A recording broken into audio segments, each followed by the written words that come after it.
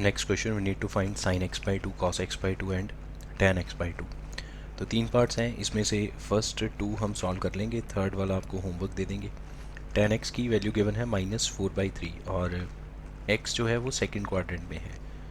लेकिन हमें जो वैल्यूज़ चाहिए हमें जो ट्रिग्नोमेट्रिक रेशियोज चाहिए साइन कॉस टेन, वो एक्स बाई टू के लिए चाहिए। तो एक्स अगर सेकंड क्वाड्रेंट में है तो उसके हिसाब से एक्स बाई टू कहाँ लाई करेगा वो चेक करना पड़ेगा। तो फर्स्ट पार्ट में एक्स सेकंड क्वाड्रेंट में है, मतलब कि 90 से ज़्यादा है और 180 से कम है। इसको हमने 2 से डिवाइड किया, सो this will B 45 less than x by to less than 90। That means ये जो एक्स बाई टू है ये 45 और 90 के बीच में लाई करेगा, मतलब फर्स्ट क्वाड्रेंट में लाई करेगा। तो इसका मतलब ये हुआ एक्स बाई टू के लिए हम जितनी भी टी रेशियोज़ फाइंड आउट करेंगे उन सब का आंसर पॉजिटिव आएगा, because x by two first quadrant का एंगल है। सो हमें गिवन है tan x is equals to -4/3। यहाँ पे हमने tan x का हाफ एंगल फार्मूला अप्लाई किया, 2 tan x by two divide by 1 minus tan square x by two and that is equals to -4/3। ठीक है, tan x का half angle formula in terms of tan। तो यहाँ से हम cross multiply करेंगे, लेकिन उससे पहले हमने tan x बाई टू को लेटे से y मान लिया, क्योंकि बार बार हमें tan x बाई टू लिखना पड़ेगा। तो एक्सप्रेशन लिखने में थोड़ा सिंप्लीफाई हो जाए, इसलिए हमने उसकी जगह y पुट किया। So 2y over 1 minus y square is equals to -4/3। दोनों साइड से ये 2 यहाँ पे कट हो गया। अब क्रॉस करेंगे, then you will get 3y is equals to 2 minus 2y square. ठीक है हाँ ठीक है यहाँ तक। So this will be 2y square plus 3y minus 2 is equals to 0। यहाँ पे कुछ गड़बड़ तो नहीं है? हाँ, यहाँ पे साइन चेंज करना भूल गए ना हम। बेसिकली इसके आगे एक नेगेटिव आएगा, क्योंकि वो -2 से मल्टीप्लाई किया, तो उस हिसाब से लास्ट वाली इक्वेशन जो है उसमें साइन बदल जाएंगे। दिस विल बी यहाँ पे 0 कर लेते हैं, this will be 2y square minus 3y minus 2। अब ठीक है, so this is 2y square minus 4y plus y minus 2 is equals to 0। तो एक तो y माइनस 2 आ जाएगा यहाँ से और एक 2y प्लस 1, ये दो फैक्टर्स बनेंगे। तो y की वैल्यू 2 या फिर y की वैल्यू -1/2। अब y क्या है? y is a tan x by two. तो जैसा कि अभी हमने देखा कि x बाई टू जो है फर्स्ट क्वाड्रेंट का एंगल है, तो फर्स्ट क्वाड्रेंट में कोई भी रेशियो नेगेटिव तो आएगी नहीं, हमेशा पॉजिटिव आएगी। तो tan x बाई टू जो है वो -1/2 नहीं हो सकता, बिकॉज ये नेगेटिव हो गया। x by two first quadrant का एंगल है, उस हिसाब से tan of something is always positive. तो आंसर क्या हुआ? tan x by two is equals to 2। अब हमें tan x बाई टू मिल गया, तो हम secant x by two find out कर सकते हैं। Secant square x by two का formula 1 plus tan square x by two. 10th class में ये वाली आइडेंटिटी हमने पढ़ रखी है। tan x बाई टू की वैल्यू 2, स्क्वायर करेंगे 4 प्लस 1 किया 5। So this is secant square x by two. So secant x by two is equals two plus minus √5।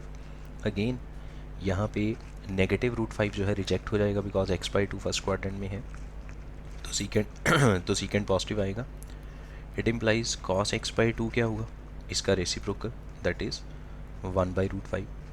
अब कॉस x बाई टू मिल गया, tan x बाई टू मिल गया, तो इन दोनों की हेल्प से हम sine x by two find out कर सकते हैं। सो क्या फॉर्मूला है tan x बाई टू का in terms of sine and cos?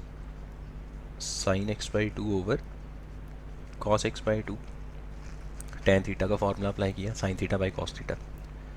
tan x by two की वैल्यू 2 इंटू, यहाँ से क्रॉस कर लेते हैं, 2 into cos x by two and that is equals to sine x by to.